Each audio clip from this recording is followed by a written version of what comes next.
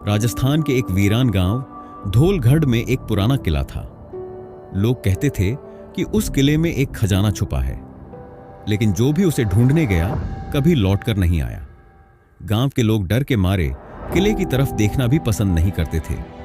लेकिन आरव, एक युवा इतिहासकार जिसने पुरानी सभ्यताओं पर पढ़ाई की थी, उसे इन कहानियों पर विश्वास नहीं था। उसका मानना था कि हर कहानी के पीछे कोई न कोई सच छुपा होता है। एक दिन उसे अपने दादा की किताबों में किले का एक नक्शा मिला, जिस पर कुछ गुप्त संकेत बने थे। आरव ने तय किया कि वह इस रहस्य से पर्दा उठाएगा। उसने अपनी दोस्त मेघा, जो पुरातत्व विशेषज्ञ थी, के साथ इस रहस्यमय किले की खोज शुरू की।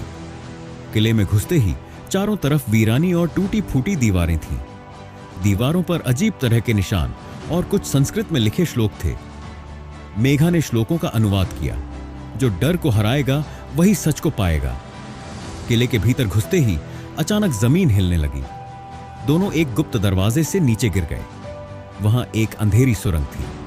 दीवारों पर बनी पेंटिंग्स देखकर मेघा ने बताया कि यह राजा पृथ्वीराज के समय की है। सुरंग के अंत में एक बड़ा दरवाजा था, जिस पर सांप का निशान बना था। आरव को याद आया कि दादा की किताब में लिखा था, विश्व का द्वार, अमृत का रास्ता। उसने पास रखे एक पत्थर को दरवाजे में बने सांप की आंखों में घुमा दिया और दरवाजा खुल गया। अंदर एक बड़ा कक्ष था, जहां सोने चांदी के ढेर लगे थे। लेकिन अचानक वहां एक बूढ़ा आदमी प्रकट हुआ। उसकी आंखों में गुस्सा और दर्द झलक रहा था। उसने कहा, तुम लोगों ने मेरी शांति भंग कर दी। आरव ने डरते हुए पूछा, आप कौन हैं? बूढ़ा बोला, मैं राघव सेन हूं, इस किले का आखिरी रक्षक। इस खजाने को पाने की लालच ने लोगों को मौत के घाट उतार दिया। आरव ने कहा, हमें खजाना नहीं चाहिए, हम तो इस रहस्य को समझना चाहते हैं। राघव सेन ने गहरी सांस ली और कहा, यह खजाना नहीं, यह उस युग की विरासत है जो भुला दी गई। अगर तुम सच में इसे समझना चाहते हो तो इसे दुनिया के सामने लाओ, ताकि लोग जानें कि धन से ज्यादा विरासत की कीमत होती है।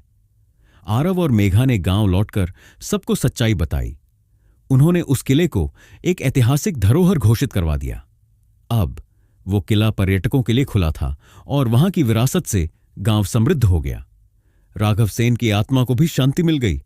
सीख, लालच हमेशा विनाश की ओर ले जाता है,